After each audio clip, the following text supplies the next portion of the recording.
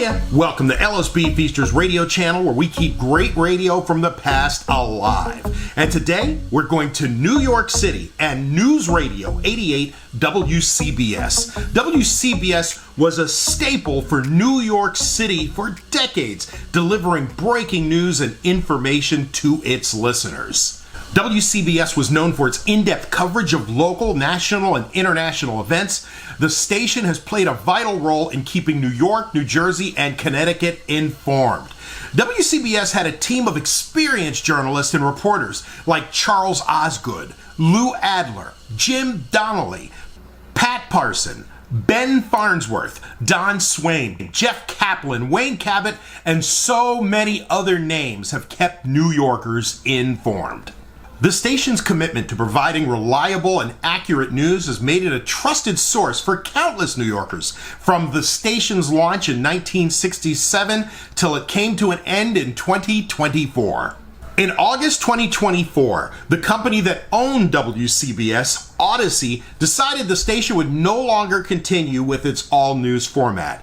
Odyssey would keep 880 in its stable of stations, while Good Karma Broadcasting would program the station and flip it to ESPN New York. In its final 2 days on the air, WCBS ran a special called WCBS Through the Years, just remembering the near 100 years of broadcasting on 880 in New York. Here it is now, WCBS Through the Years on WCBS Newsradio 88 New York. WCBS 880 News.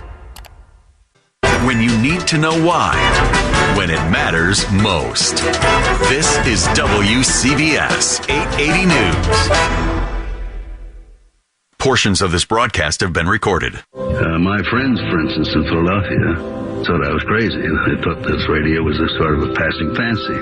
Now, join us for a final look back at what this radio station has meant to New York City. WCBS Through the Years. This is Arthur Godfrey, come among you once again. 15 minutes with Bing Crosby. The bell, and they enter the center of the ring. Sharky with his hands well up. Joe slouching in as usual. Sharky tries with the left, and they trade left. A historic audio journey of an iconic radio station. To Amelia Earhart, the first woman to make a solo flight of the Atlantic. The scene for the groundbreaking ceremonies of the Brooklyn Battery Tunnel. Babe Ruth has hit another home run. Here's Wayne Cabot and Paul Murnane. Wow, what a great intro there, Paul. Great to be back with you on the radio one more time. And it's great to be on a radio station, Wayne, that traces its roots to 1924. WCBS nearly made it to 100 years. Can you believe it? Shy by about, 3 weeks? Something like that, It was September of 24. A guy named Alfred Greeby, who built radios and, of course, needed something to put on those radios, got the radio station going here. It was WAHG, then WABC, not the Cousin Brucey ABC, but the Atlantic Broadcasting Company, which is what Mr. Paley purchased, the cigar guy from Philadelphia. We became WCBS after World War II. Mr. Paley here from 1977. The first thing I had to do when I got over here was to organize the company and to change the program schedule altogether. We were getting no place with what we had, and start to build an organization, which, funnily enough, was not very easy to do. My friends, for instance, in Philadelphia, thought I was crazy. They thought this radio was a sort of a passing fancy. And when I got to New York, I had difficulty hiring people. I didn't sit down and say, this isn't my program for radio as to what I think it ought to become. But I got educated to its potentials, and little by little started to evolve a philosophy and a plan.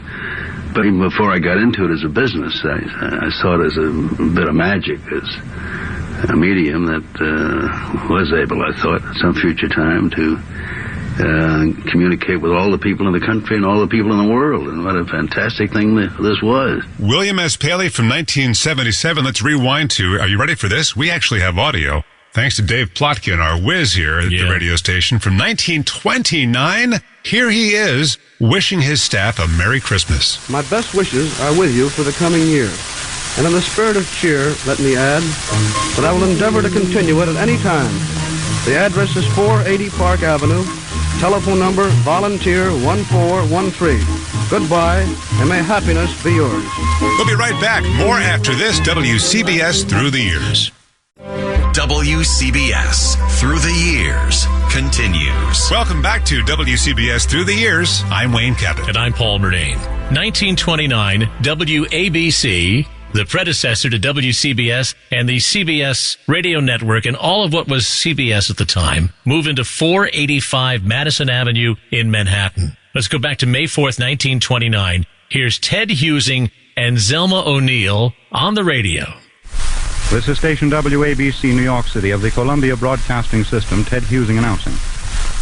It is now 11 minutes past 12 o'clock a.m., Daylight Saving Time, May 4th. At this hour, using the facilities of this station, the Brunswick Bulky Colander Company is making the most sensational radio test ever conceived to demonstrate the superior quality of reception and tone of the new Brunswick radio receiver. As these words are spoken and sent over the air, they are being received at the recording laboratory of the Brunswick Bulky Colander Company, New York City, and an actual Brunswick electrical record is being made of this announcement and the program that follows as they are picked up by and come through the new Brunswick radio receiver. No other radio receiver has ever been subjected to a test so drastic, for never before has it been thought possible by competent musical and engineering authorities to make a record of a broadcast through a radio receiver that would, when played, reproduce the program sent over the air exactly in every detail as it was broadcast. And what follows furnishes the most authentic proof possible of this statement. Button up your overcoat when the wind is free. Take good care of yourself, you belong to me. Eat an apple every day, get to bed by 3. Take good care of yourself, you belong to me. Be careful crossing streets, ooh, ooh, don't eat meat, ooh, ooh, cut out sweets, ooh, ooh, you'll get a pain and ruin your tum-tum. Keep away from bootleg hooch when you're on a spree. Take good care of yourself, you belong to me. We are doing WCBS Through the Years, and you're telling me, Paul, that there were stars before us? It's hard to imagine, but there were stars. As radio became an institution in the home, you could sit down and listen to one of those cathedral radios, and you would be taken to the party. You'd be taken to the glamorous ballroom, and you could hear the big stars of CBS. Our first big stars, Kate Smith and Bing Crosby. This was 1931. Wow. 15 minutes with Bing Crosby.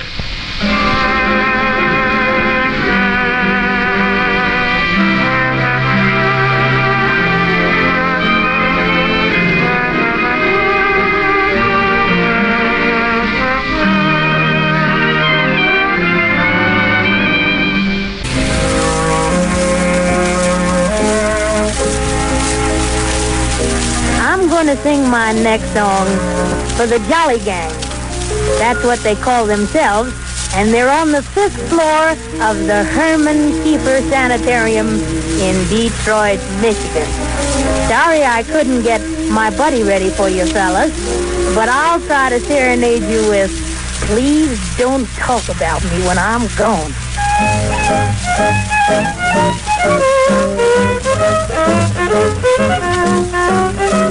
Please don't talk about me when I'm gone.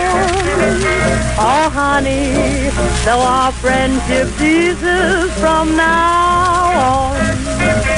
And listen, if you can't say anything real nice, then don't you talk at all is my advice. We're parting, you go your way and I'll go mine. It's best that we do.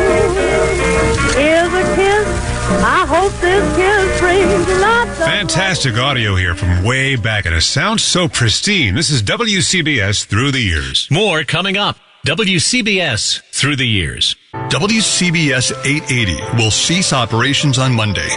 It has been an honor to deliver your news, weather, and traffic, and to be a part of your lives for nearly 6 decades. Beginning Monday, we invite you to turn to 1010 Winds on 92.3 FM. You give us 22 minutes. We'll give you the world. WCBS Through the Years continues. Here's Wayne Cabot and Paul Murnane. Music was a part of the early scene in the 1930s at what was WABC. Here's John Hammond, who went on to a great career at Columbia Records, talking about the importance of the big band sound on what was then the new medium of radio. All radio stations in those days had house bands, unlike what we have today, where there is no live music. There were remotes, from practically all the nightclubs in New York. As you know, ladies and gentlemen, that's the theme melody that brings us a program of distinctive dance music played for you by Joe Hames and his orchestra. Joe Hames broadcasting from the grill room of the Hotel McAlpin in the Herald Square district of New York City. The program opens with a tune titled, "In My Country, That Means Love."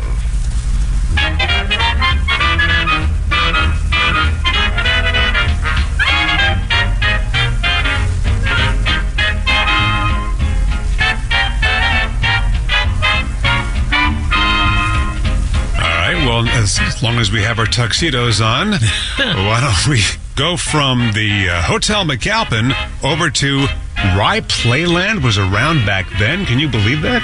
This is 1938. WABC, New York. For your dancing pleasure, Columbia brings you the music of Mal Hallett and his orchestra, coming to you from the casino at Playland, Rye Beach, New York. If it rains, who cares? You're like the sunshine to me. It's heaven to be with you. Lawrence Lohman was an early executive, the vice president of personnel. He had to deal with the formation of a musicians' union in those days, and he also here speaks about the hiring of black musicians for part of the CBS sound. One of the first trial and error periods for broadcasting in general was pressures from labor unions and how to handle them, and in particular from the musicians' union, who were very strongly led by Petrillo. At one point, in negotiations in the 30s, I went to see him, and he met me at the train. We talked on many occasions in an armored car. It was during the rough 30s, and a car rode ahead with armed men. He was somewhat fearful, I presume, of his own situation, certainly no concern of his as to mine. And I found out after he just had done it as kind of a gag. He thought it would be maybe impressive, but more than that, that it would have influence for the negotiations that were to come. Teddy Wilson was the first to be hired, in my recollection, on any basis of our thinking in terms of doing something about blacks. And we were aware of the problem and wondering about how to best go about it, but not terribly intelligent. It was John Hammond who first called me and said, "You know that you don't have one black man in your orchestra." And I said, "What do you suggest?"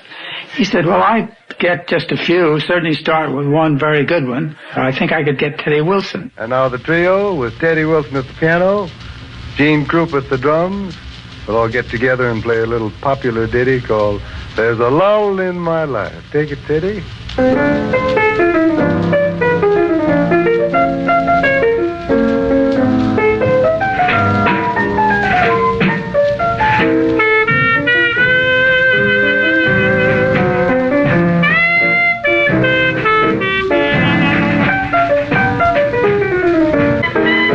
More years to cover. WCBS Through the Years returns right after this. New York, New Jersey, and Connecticut's home for news, traffic, weather, and the Mets. This is WCBS 880 News. Portions of this broadcast have been recorded.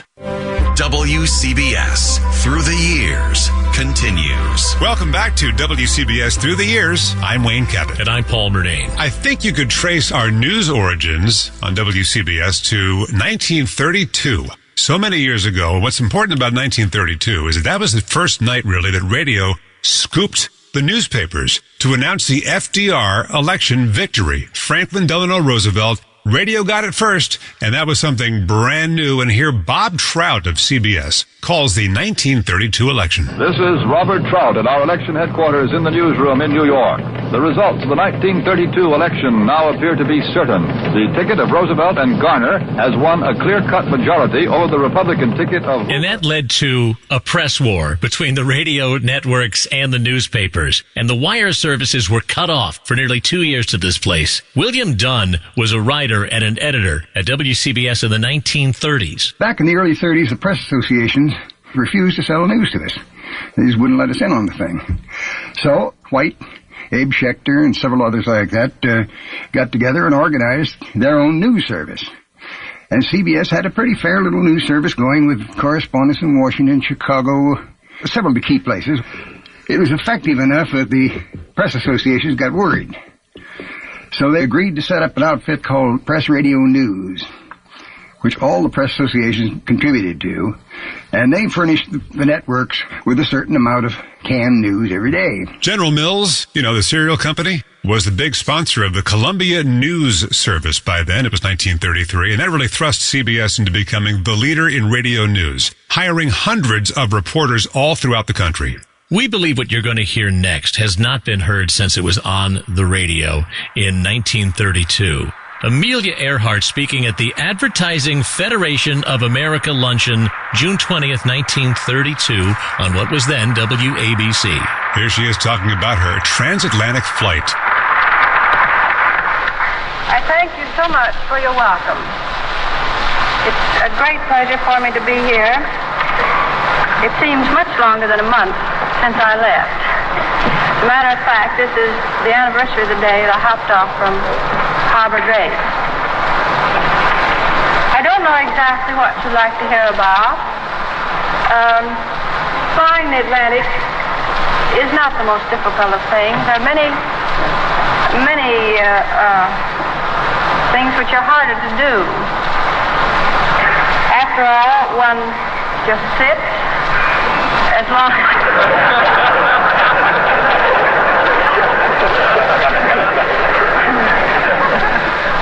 as everything is all right, and of course, flying over the Atlantic in similar conditions might be the same as flying over any kind of land. It was easier for me to try at this time, inasmuch as I had a chance to see something of the Atlantic on another flight.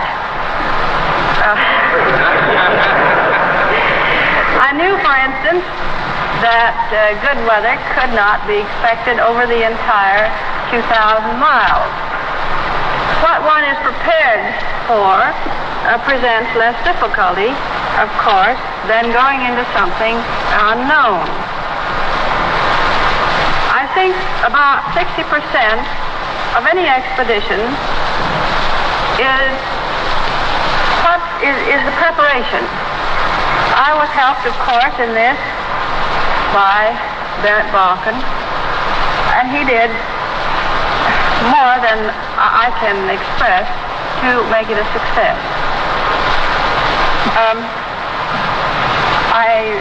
Somehow the cows always get mixed up in my flying. More things have happened to me and cows, I think.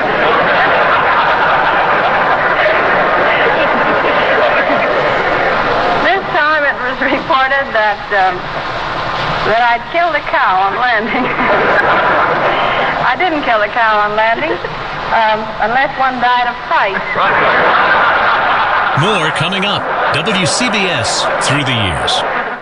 WCBS 880 News. WCBS Through the Years continues. Here's Wayne Cabot and Paul Murnane. We all saw the movie, the Babe Ruth movie, where he makes that promise to the kid who was sick and says, I'm going to hit a home run for you, just gestures out to the outfield somewhere. This is believed to be the earliest recording of the voice of Babe Ruth on the radio. This is from 1933, shortly after that event. Babe, you've had more publicity than the Prince of Wales. You like it? Well, I'll tell you about that. I wouldn't be human if I didn't like small write-ups for my home runs. But I don't like the paper to say that I see sick and crippled kids to get my name in the headlines. That's all wrong. I'm strong for the kids. I know them, and they know me. Publicity can't make a fellow smack the old apple or play good ball. If he does that, he'll get publicity anyway.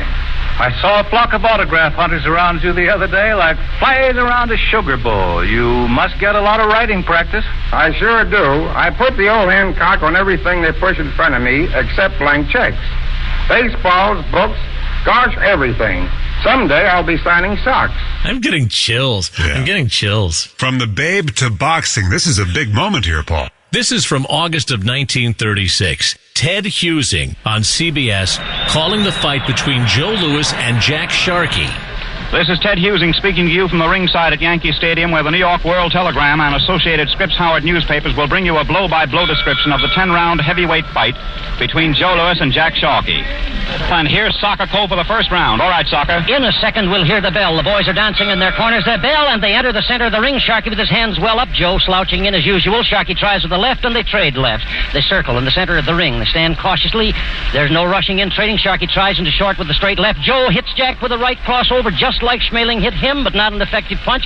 Joe comes in with a straight right and a left to Sharkey's head. The right over us. He lands a left to Sharkey's body and a right chop to the chin and a right and a left to the body. Ted Husing, a sportscasting pioneer, one of the first, if not the first, to broadcast sports. And speaking of first, is it time now for the man to whom we salute? The man whose picture has been on our wall for all these years? Except for the cigarette. We cut the cigarette off because it's not fashionable in modern times to have Edward R. Murrow puffing away at a cigarette. He didn't always make a living in news. Here he is in France in 1937, covering, and I want to slow down as I say this, Django Reinhardt and the Quintet of the Hot Club of France.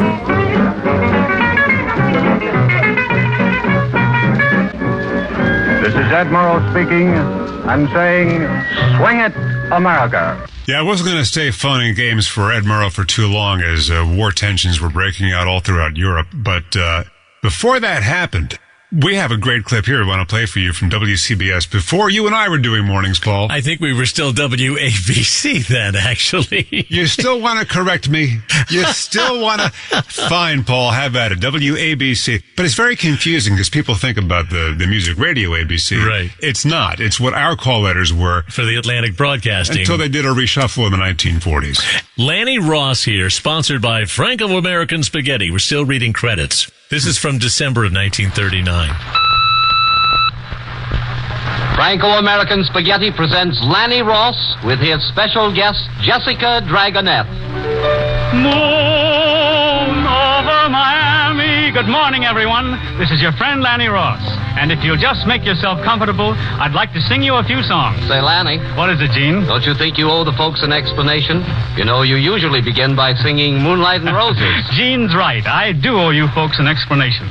The reason I sang Moon Over Miami is because that's just where we are. Miami, Florida. The place where summer goes to spend the winter. Gene and I came down here so that I can sing tonight at the premiere of Paramount's new full-length color cartoon, Gulliver's Travels, in which I sing the role of Prince David. Jessica Dragonette, who sings the role of Princess Glory, is down here for the premiere, too. And she's graciously accepted my invitation to be our guest today. So, all things considered, I want to say, it's a happy day. Toodle-oodle-oodle-oodle-oodle-lay. For you and me, for us and we, all the clouds have rolled away. It's a happy day.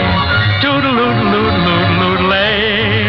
The sun shines bright and the world's all right. It's a happy day. It's a happy day. We'll be right back. More after this. WCBS Through the Years. WCBS Through the Years continues. I'm Paul Murnane. And I'm Wayne Cabot. Here we are now in October of 1940, which you have to believe was about the moment people began swearing in the Brooklyn Battery Tunnel, right? It's when cars began taking over, and we needed a way to get from Manhattan to Brooklyn to Manhattan underwater because the bridges were already getting clogged up. FDR and Mayor Fiorello LaGuardia. How do you do, ladies and gentlemen? We speak to you now from downtown Brooklyn at Hamilton Avenue and Van Brunt Street along the East River, the scene for the groundbreaking ceremonies of the Brooklyn Battery Tunnel, the $80 million project which is to link the boroughs of Manhattan and Brooklyn. The preliminary ceremonies are now in progress, and in just a moment or so, we will take you to the speaker's platform. The principal speakers of the occasion will be the President of the United States, Franklin D. Roosevelt, and the Mayor of the City of New York, Fiorello H. LaGuardia. I take great pleasure in introducing to you our Mayor, Fiorello H. LaGuardia. Mr. President, Governor, ladies and gentlemen, just another of the many, many occasions that New York City extends its thanks to President Roosevelt for making possible so many necessary public improvements. Now I have but one function to perform, and that is, Mr. President, today we break the ground for the Brooklyn Battery Tunnel. It will take 4 years to complete. I now extend to you a formal official invitation to attend the opening in your capacity as President of the United States.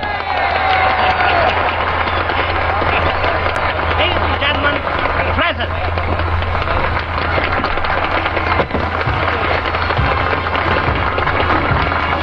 Governor Lehman, Mr. Mayor, I'm very happy to be back in my state, our state.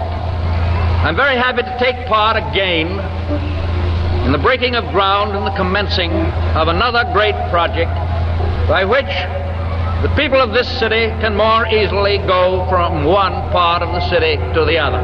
Well, as we were chugging away in New York City, making our way through the new tunnel, we were watching the headlines and now hearing the headlines on the radio about what was happening on the European front. Bob Trout and Edward R. Murrow. This is London. Sitting opposite me is Mr. A.L. Easterman, chief foreign correspondent of the Daily Herald. Now, I think I ought to tell you that the Daily Herald is the official organ of the Labour Party, and in the past has therefore consistently opposed the policies of Mr. Chamberlain's administration. This is London calling Paris. This is Paris, Ed Murrow. This is Thomas Grandin in Paris. Last night, the news went around Paris that Hitler's reply to the British government was lengthy. It was obvious that the German Chancellor was still in an argumentative mood.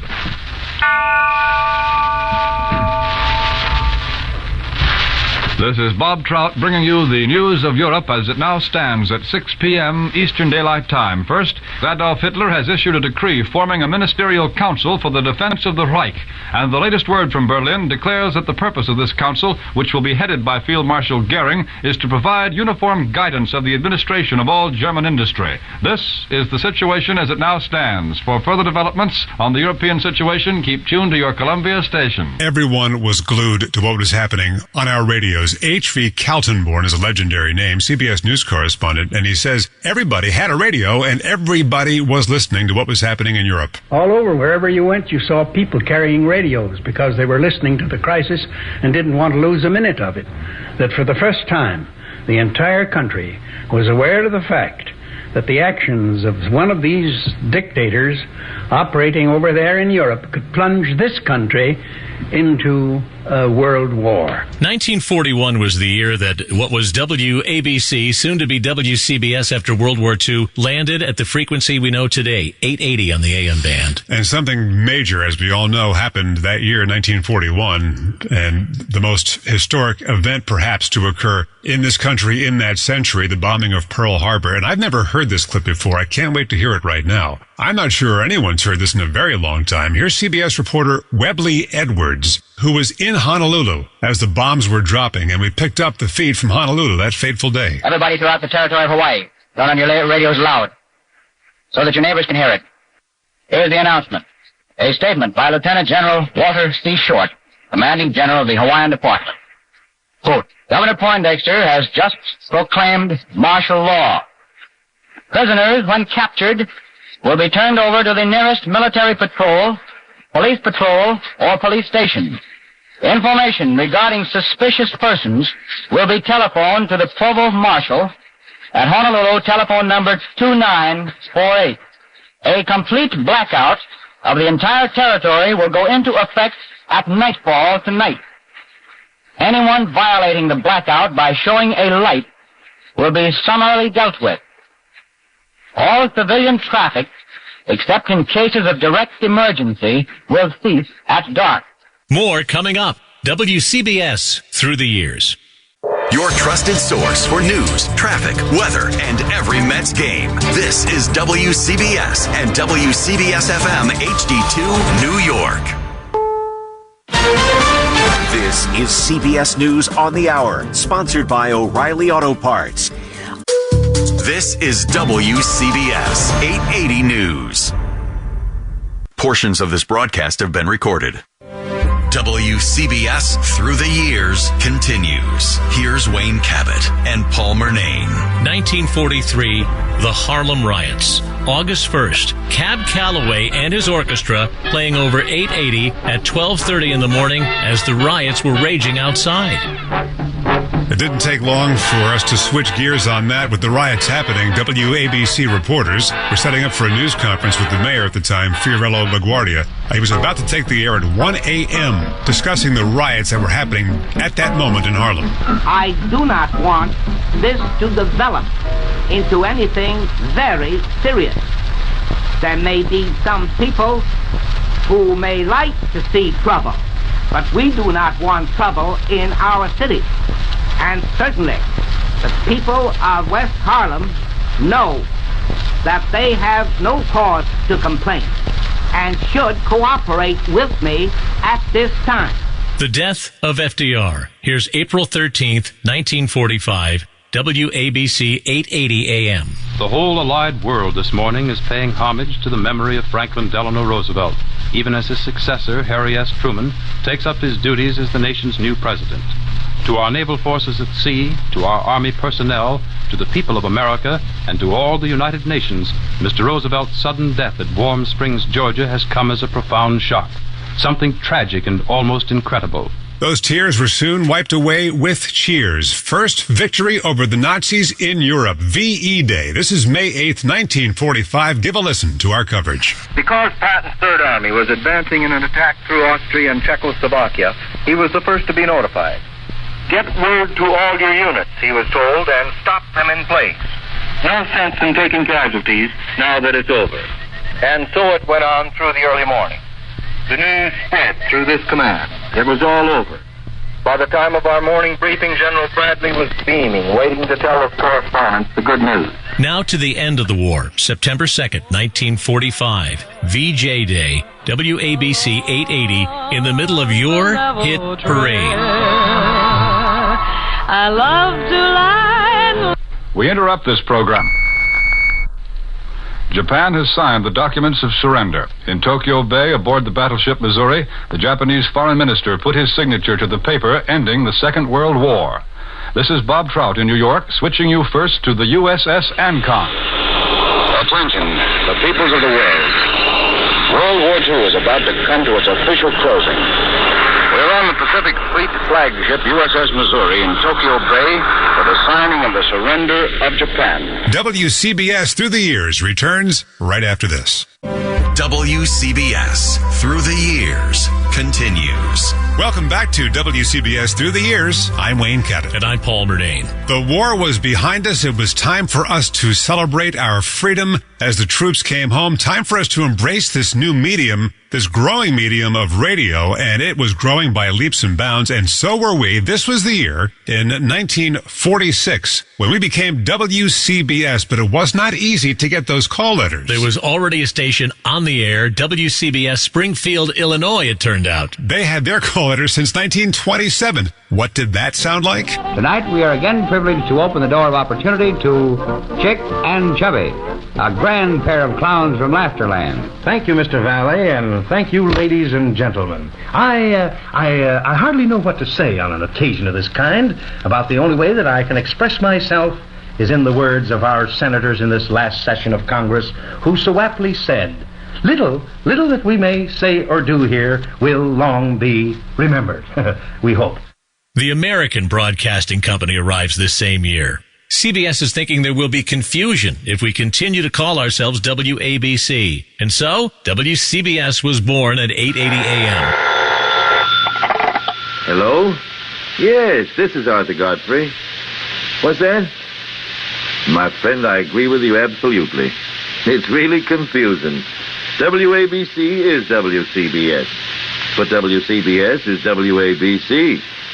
That's right, WABC was the first station to apply for a change in call letters that would identify it with its network. Absolutely, we were the first. I'll say, we're mighty proud of CBS. Well, you just stay tuned to our station for a few minutes, please, and we'll try to unscramble the whole thing for you. The Pet Milk Show has even given up their time to do it. Yeah, Pet Milk will be back in this spot next Saturday night as usual. But right now, we're going to make WABC, WCBS once and for all. Sort of a christening party. Pardon me, Mr. Godfrey, but we're on the air. Oh, yes, of course.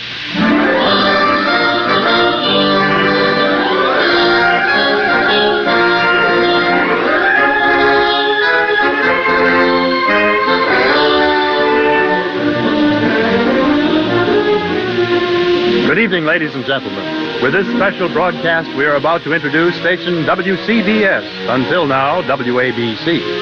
It will do business at the same stand, under the same management, but with a new name.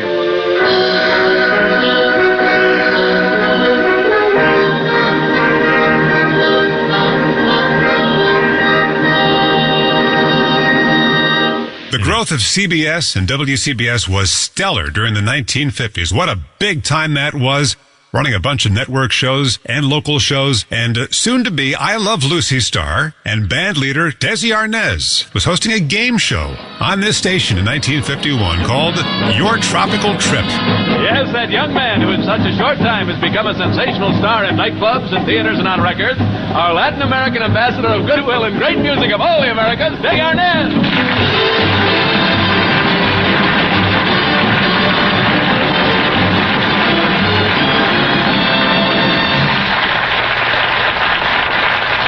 Muchas gracias, señoras y señoras, y bienvenidos a nuestro programa de la radio. Espero que les guste. Y quiero felicitarlos, los quiero felicitar a todos por el Christmas, los quiero felicitar a todos por el 4th of July, los quiero felicitar a todos por el Memorial Day, y los quiero felicitar a todos por hoy. Translation, Happy Easter. He had some splaining to do. WCBS had another homegrown star. New Yorkers were waking up to him every morning since 1948. Here's Jack Sterling as the WCBS morning man in 1958. Yes, sir. Believe it or not, this is the beginning of the end of the 3,121st Sterling show. You know something? I don't like my choice of words at all.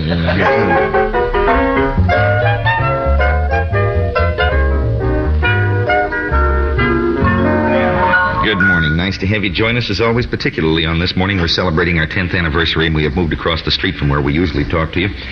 And we're in the studio building here on 52nd Street, and we're expecting a number of our clients, agency people to come down and visit us in the last half hour of the show. The weatherman says partly cloudy, a chance of a brief shower today, and a high today will be in the upper 50s. Clear, cool tonight and tomorrow, with a low tonight about 40 near the coast and in the 30s inland. The high tomorrow in the 50s. I'm always scared of this one, but the outlook for the weekend is mostly fair. Well, to brighten up your morning, we have a little thing called the Airmail Special for you right now, and it's 17 minutes past 8 o'clock.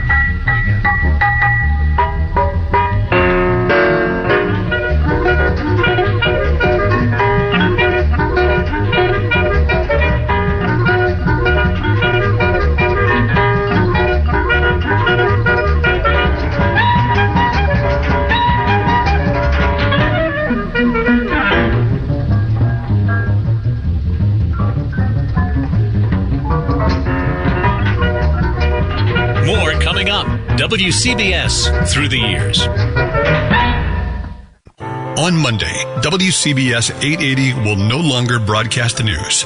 WCBS has been the Tri-State's trusted source for decades. We will always be grateful to you, our listeners, and to the men and women who made the station one of the premier news operations in America. Household names then, like Ed Bradley, Pat Summerall, and Jim Donnelly. To the voices of today, like Wayne Cabot, Steve Scott, Bridget Quinn, and Tom Kaminsky. And of course, to the hundreds of people who work tirelessly behind the scenes to make WCBS 880 News such an important part of the daily lives of so many. An important message to our Mets fans. Every pitch of every game will still be heard right here on 880. For news, weather, and traffic, we invite you to tune to 92.3 FM, home of 1010 Wins. All news, all the time. WCBS Through the Years continues. Here's Wayne Cabot and Paul Murnane. Life in the 50s was a big reprieve from those tough war years. Things seemed to be at peace, and so we thought as we headed into the 1960s. New Year's Eve, 1962 on WCBS. Happy New Year to you from WCBS and WCBS FM, New York. Now, Guy Lombardo and his Royal 1963 was a time of severe racial tensions. There were big changes on the way. Malcolm X was a revolutionary leader in many regards, and we had him on WCBS on what was the longest-running news program in New York. Let's Find Out, an interview program, a precursor to what you might say to Face the Nation today. And here Lou Adler and Joe Dembo and a reporter for the New York Herald at the time sat down to ask Malcolm X about his aims. No one seems to please you very much, Mr. X. Martin Luther King or President Kennedy or Ralph Bunche or Roy Wilkins or just about anybody you can think of. I wonder, what is it you want? What are you after? What are you for? I think you'll find that the Honorable Elijah Muhammad has spelled out beautifully what he wants. He wants freedom, justice, and equality for the American so-called Negroes. And 100 years, 310 years of servitude here, physical slavery here, and 100 years since the Civil War is sufficient proof that the black man cannot get freedom, justice, and equality here in this white American society. So all Mr. Muhammad is saying is that it is time now for us to separate ourselves from the whites and try and go into a land of our own and solve our own problem. And this is the only intelligent solution. WCBS was there through it all. And then came November of 1963, Wayne. The assassination of President John F. Kennedy. Ladies and gentlemen, we interrupt this program to bring you a bulletin from WCBS Radio News. The story, as it is just being handed to me, is datelined Dallas, Texas. It says, according to the United Press, 3 shots were fired at President Kennedy's motorcade today in downtown Dallas.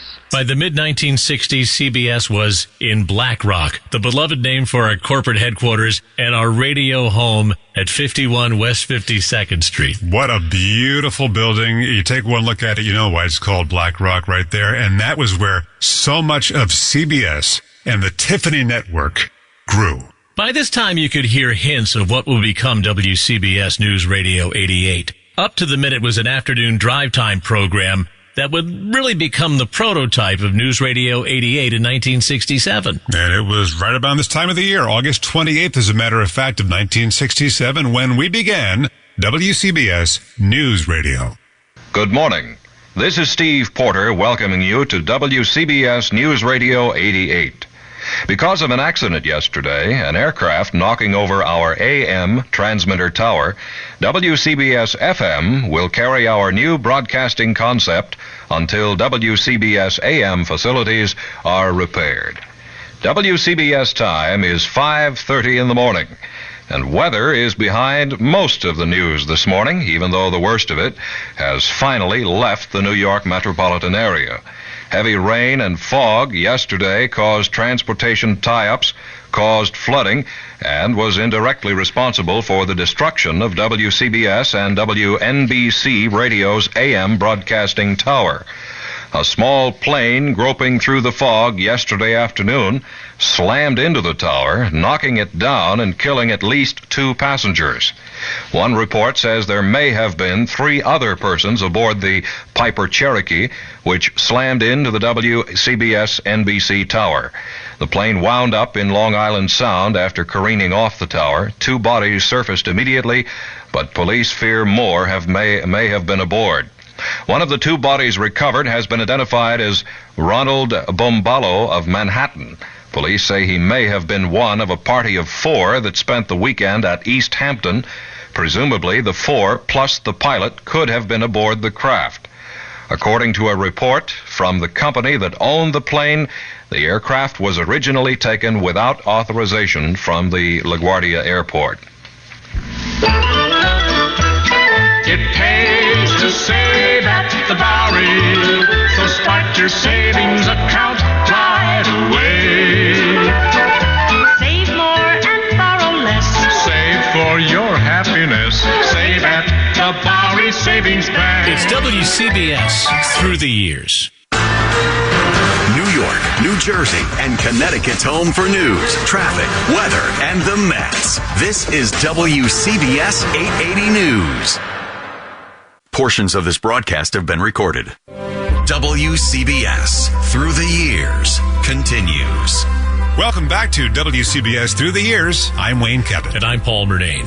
A way to tell a radio station's story, a way to tell the listener what they're listening to, is through the magic of jingles. We know about earworms. They just stick with you. And here are some of the earworms over the years, the jingles, a little sample of how our WCBS jingle package changed from the 1950s right through today.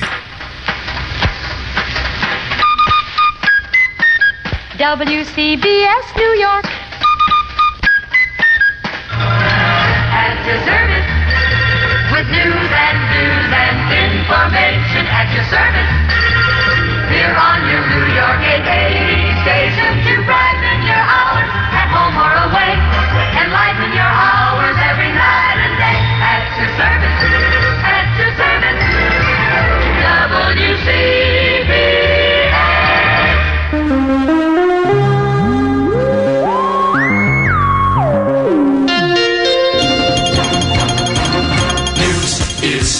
WCBS New York. Sports is WCBS New York. where it's at and where it's gonna be is WCBS New York. no matter where the news is made, we're here to tell it best.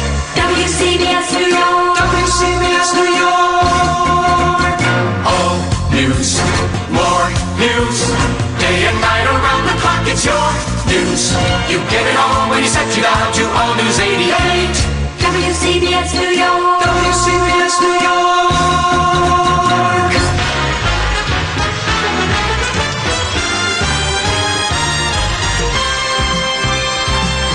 More than just the headlines. WCBS News 88.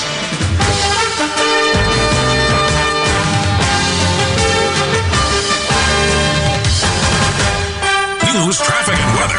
On air, online. We are News Radio, WCBS New York. All News Radio arrives at 8:80 a.m. in 1967. Here's Lou Adler in 1968, after LBJ said he would not seek another term in the White House. But it's doubtful anyone was prepared for the political punch President Johnson was about to deliver last night. New York City Council President Frank O'Connor, one of the Johnson spear carriers in New York State, took the news grimly. I think I share with all Americans all over the country a feeling of great surprise and shock and dismay. I think this man has been a great president. I think his posture with relation to his great desire for peace has never come across to the American people. And I think it's tragic that he has withdrawn his name from the political race. Paul, you and I both were kids listening to WCBS in the 1970s. I can recall Art Athens coming on and talking about this predator. At the time, they called him the 44 caliber killer, who had been going from place to place, first in Queens, picking people off as they sat in their cars on date night. WCBS, summer of 77. I'm very pleased to announce that the people of the city of New York can rest easy this morning because of the fact that the police have captured a man whom they believe to be the son of Sam. July of 1977, the lights went out. WCBS 880 stayed on. All I can tell you is there were severe electrical storms to the north just prior to the blackout here. It went out, lights totally went out about 15 minutes ago. Heavy rainfall has started here in New York City, and fortunately for the people along 14th Street, the rain is a blessing in disguise. When I came here to the headquarters of Conn, there was a lot of shattered glass, a lot of police sirens, police lights, a lot of police activity along the block. It is bedlam trying to drive in this city. You can't see nothing, obviously, other than what flashes before your headlights. The problem you have is that there are people everywhere. I want to express first my total outrage that at this hour, the city of New York is still without power, and the prospects for restoration of full electrical service remain vague as far as Con Ed is concerned. It was radio's night. I was across the river at Grandma's house in Kearney, over the swamps, looking from the corner of Schuyler Avenue and seeing nothingness over New York City, except for the blinking beacon on the top of the then World Trade Center, and hearing it described on WCBS 880. More coming up. WCBS Through the Years. WCBS Through the Years continues. Here's Wayne Cabot and Paul Murnane. WCBS Newsradio 88 was such a success in the 1970s. People came to us for the events, and that continued into the 1980s. A decade that began with an unspeakable tragedy here in New York City. And again, from personal experience, Paul, I put the radio on and heard Jim Donnelly and Lou Adler playing Beatles music. I thought I had the wrong station on until I realized what the news was. Extensive resuscitative efforts were made, but in spite of transfusions and many procedures, he could not be resuscitated.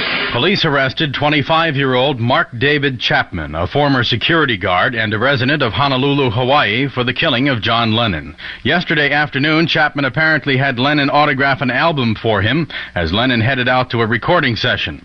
Lennon and his wife were returning from that session to eat, and Chapman was waiting for him. As you walk in the archway area is kind of a vestibule, which has a doorway, a glass doorway. This individual, Mr. Chapman, came up behind him and called to him, Mr. Lennon, as he arrived at that doorway. And then in a combat stance, he emptied the Charter Arms .38 caliber gun that he had with him and shot John Lennon. Mark David Chapman is in Bellevue Hospital now for psychiatric examination. Did you get any clue as to motive why he did it? He talked to you about Lennon, apparently. No. What did he say about John Lennon? He likes him very much. WCBS Newsradio 88, on the job in the 1980s. Let's go to 1986 now, and the Challenger disaster. In space today, as the shuttle Challenger exploded shortly after it lifted off this morning, apparently killing all aboard. Paramedics have parachuted into the Atlantic off the coast of Florida to try to retrieve any debris and any possible survivors of the explosion. NASA says there has been no indication that anything was wrong until a section of the rocket exploded.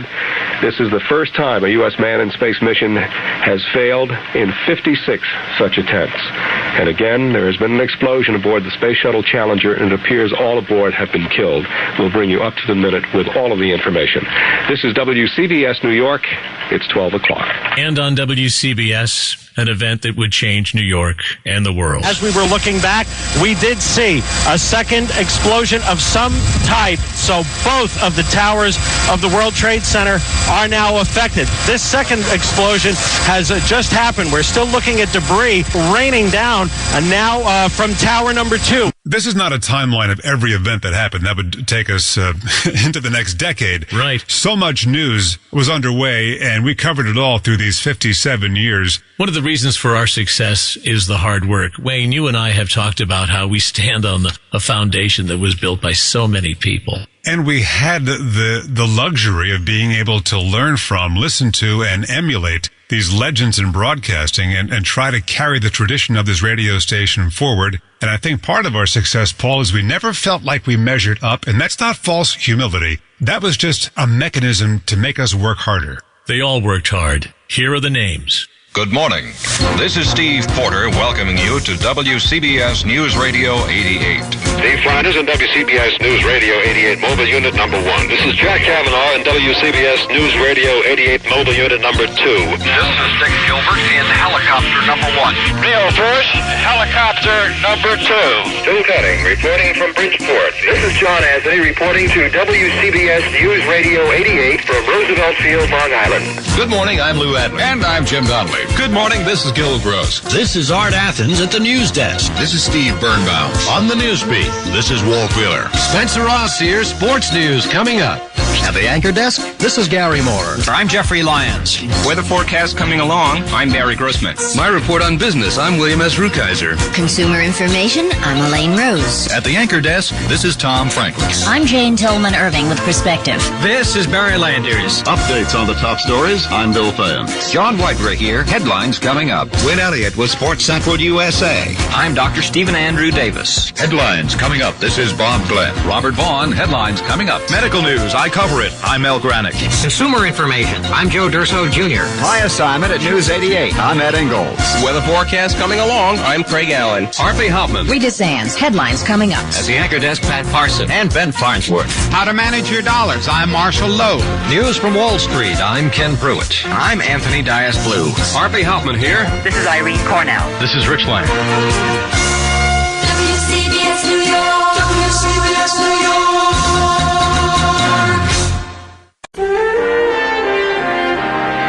We could not possibly mention everybody who was on WCBS or behind the scenes over the years, but we can mention everyone who is here right now, and we'd like to give credit to those people. Sean Adams, Marla Diamond, Sophia Hall, Tom Kaminsky, Wayne Cabot, Paul Murnane, Levon Putney, Bridget Quinn, Steve Scott, Michael Wallace, Jim Feldman, Bill Tynan, Maggie Leone, Heather Ron, Oliver Sampson, Carla Marilis, Rivka Oppenheim, Angel Sabarito, Lisa Chernkovich, Martin Untroy, Lou Zambrana, Laura Cala-Rouch, Tom Fenn, Craig Allen, Ashok Bala, Anita Bonita, Tanya Hansen, Ray Hoffman, Christy Kalishan, Jake Angelo, Alma Bove, Anthony Bosco, Izanya Gonzalez, Jamila Jallo, Michael Pardal, Ashley Reed, Eve Rosado, Sabrina Solovitz, Dan Berman, John Wilson, Chris Roush. It is amazing we have this sound going back to the 1920s. WCBS through the years. We would like to thank the people who have been smart enough and caring enough and passionate enough to save and preserve all of this audio. Phil Grice is one of those people. Don Swaim. And of course, the guy standing behind you and me right now, Paul, who's orchestrating this. Dave Plotkin and the Wayne Cabot archives. There are some geeky things that I recorded as a kid on my Radio Shack realistic tape recorder. And you've been playing them to me in Morning Drive now for 8 years. I'll send them to your house so you can keep on listening. What is there left to say? For the final time, this is WCBS New York. The Columbia Broadcasting System. More than just the headlines. WCBS News 88.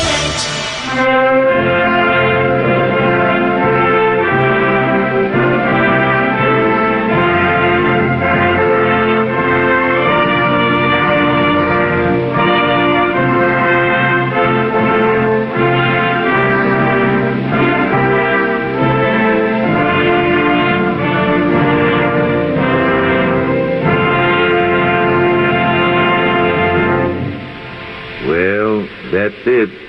There goes WCBS. You know, I'm not a sentimental guy ordinarily, but I feel like I just lost a friend. Cheer up, pal. Your friend just changed his name. Yeah. Well, I hope he does as well by the new name as he did by the old. Well, I'll tell you one thing, my friend. He'll be in there trying. WCBS. WCBS. Yeah, rolls off the tongue all right. Yes, sir. WCBS. WCBS. WCBS. Sounds like good. I kind of like it. Doggone, you know, I'm going to have a crack at saying that thing right out loud on the air. Official-like. Like those high-priced announcers do. Ladies and gentlemen and all the little children, Be ye all advised that from here on, except when we forget sometimes, this is Columbia's key station in New York, WCBS.